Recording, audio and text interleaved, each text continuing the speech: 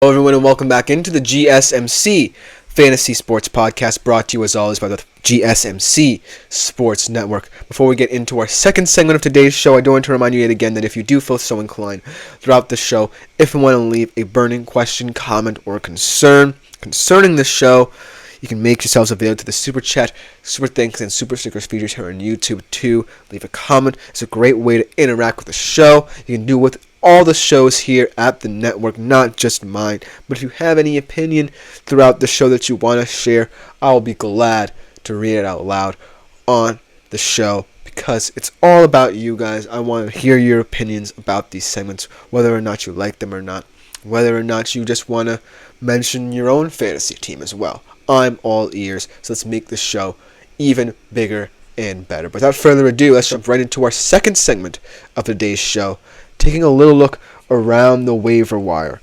Now we're deeper into the NFL season. Now we're getting more understanding of certain offenses, and thus we're getting a certain understanding of whether or not, these guys are just quote-unquote injury replacements that we may have seen over the past couple of weeks, or these are true bona fide breakout candidates for this season. And the players I compiled all fit into that same category of potential breakout stars. One of them is a quote-unquote injury replacement for now. Maybe not even an injury replacement for that long, but I still like him a lot from what I've seen of him. And so, when I look at this list, this isn't necessarily, the most comprehensive list you can find in the waiver wire, because there's still guys out there who I'm surprised by, and you might be surprised by, who you might believe actually are true stars in fantasy. These, though, are guys that have the potential to be, but I just need to see more out of, and are just kind of advising you to look out for and monitor on the waiver wire. So without further ado, let's mention some names. This first name is very painful for me to mention as a Seahawks fan, as he gashed us on the ground this past week to the tune of over 100 yards. And that is Tyrone Tracy of the New York Giants. Now, not for nothing, I think that the Giants' running game was not as threatening as we wanted it to be, right, or people expected it to be, or Giants fans in general, because of the fact that Devin Singletary was not someone who was ultimately appealing as someone to supplement Daniel Jones in the backfield, but he was there, and they picked him up, and there was like, okay, maybe this can work. But through the first couple of games, a lot of fumbles, a lot of miscommunication perhaps in the backfield, and he wasn't really effective. So in this game against Seattle, right, where they knew even though Seattle was banged up, their backs were up against it in a very tough environment to play, they had a game plan. Kudos to them, actually, as a Seattle fan. Kudos for them for sticking to their game plan and having it work to great effect. Their game plan was take advantage of Seattle's very, very, very weak, almost atrocious run defense, gash on the ground, and then take advantage of their man coverage and exploit it to the tune of Daniel Jones throwing the ball deep, which he hadn't done to great effect over the past couple of weeks, and ultimately earn the victory. So, say the Giants feel as if Tyrone Tracy can be their secret weapon. Then it's all going to depend on how, week by week, matchups-wise, you feel the Giants can make that strategy work, much like they did against Seattle. This week, they're going up against Cincinnati, another very weak defense, especially in the run game. So, this can either be a trend for Tracy in their next couple of games, or it can be a little bit of a blip, because the Giants are a team that are still finding their footing offensively, I feel. That game plan might not necessarily work against certain teams, especially as they get deeper into the year, especially as they get into divisional games, right? So, Tracy is a great name to know, but he's someone who, at this current moment in time, I still want to see more out of. But he's going to be an interesting option out there in the waiver wire, should he still stay out there and not be picked up for a couple of weeks. Then another backup running back that I think is for real this time, Jeremy McNichols. Maybe a name unfamiliar to most, even to me, at the start of the season, but he's for real. in this Commanders backfield. And when I think about this Commanders backfield, right, they don't have the biggest job. They don't have the biggest task of most on the Washington Commanders offense. But when they do, they're very effective in their planning, right?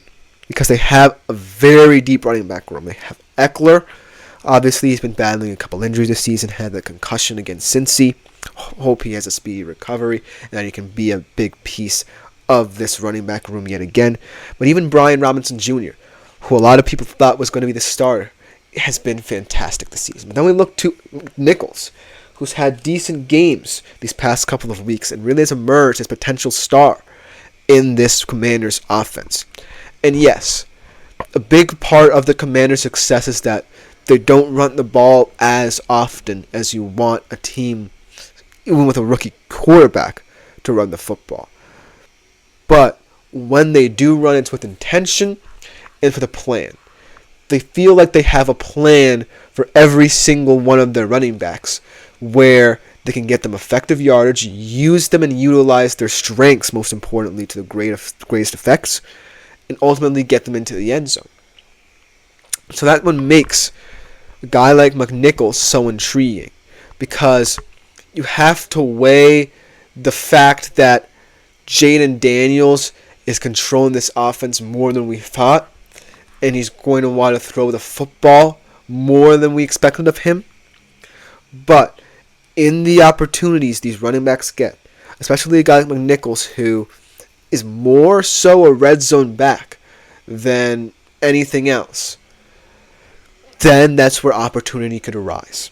I'm not saying, that he has to get 10 to 15 carries to warrant, say, a flex spot on your team week by week.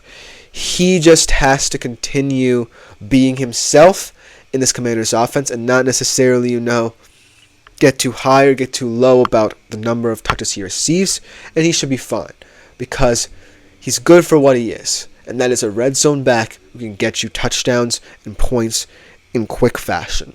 But right now, I feel like the reason a lot of people won't necessarily go for him is because of the fact the Commanders are a pass-heavy offense.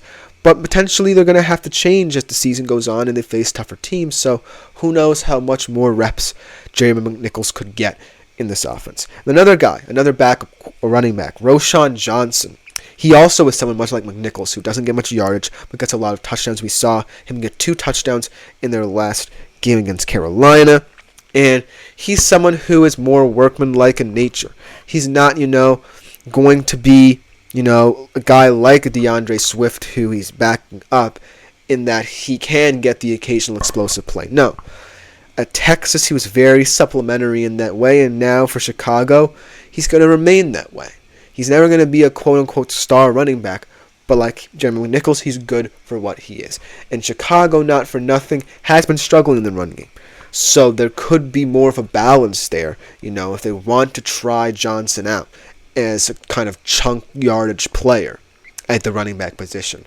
Because DeAndre Swift, yes, he's been getting better, but he still hasn't reached or eclipsed 100 yards just yet, I believe, just solely on the ground. So that's something to monitor as well. If they want to change a pace, then Roschon Johnson is an interesting guy. And from a fantasy perspective, he could get a lot of touchdowns if they see him as an asset in the red zone rather than just in open space, just trying to open up the running game that way. So Roschon Johnson's a name that I feel like you need to know going forward as well. And then another guy. This guy is kind of more puzzling to me because he fits the role of someone who I could see being an RB1 on a good team, but he has that kind of backup nature in him in that he is more valued in the red zone than, say, a normal RB1, but he was an RB1 before, so he has that propensity to have that balance of chunk yardage player and big play ability. So Cam Akers is someone who I feel very weird about putting here because, like we said, at Los Angeles, he was an RB1 kind of type, and he was very effective there. But in the Houston Texans system, he's used a bit differently because Joe Mixon, for the most part, has been very impressive for them at the running back position, getting a lot more touches than I expected, to be honest, from him out of the running back position there. But when Cam Akers comes in, he is someone who can alter the game in a way that slows it down and speeds it up kind of hand in hand. And not for nothing, the Texans should project to become more of a run-heavy team, even with Collins out and even with Collins in. Because I feel like CJ Stroud is seeing the game a bit too quick right now, in that he is still able to make the big plays, but he's not calm enough. And I think that he needs a 2 running back system to calm him down a little bit, keep him composed, and keep his mind focused on the task at hand. And so Cam Akers could be very effective in that regard, and in supplementing and complementing what CJ Stroud's best assets are. The final one is the injury replacement, and then wide receiver, the first one on this list, Kadarrell Hodge.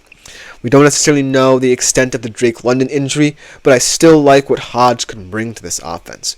If they're going to be a very short yardage offense, like we saw against the Bucs, when on that final drive, Kirk was very effective in the short to intermediate areas of the field and for the game outright, then that's what we're going to have to see from him.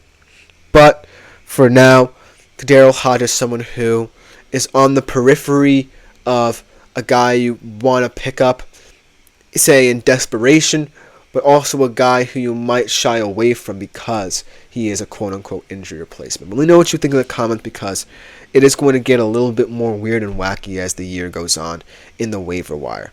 But on the other side of things, I'm going to give you an update on the NFL MVP odds. We did the Heisman odds yesterday, and we're now doing the NFL MVP odds. Beware.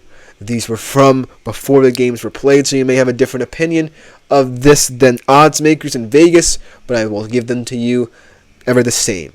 We'll be right back after this short break. Looking for your daily fix of sports talk without having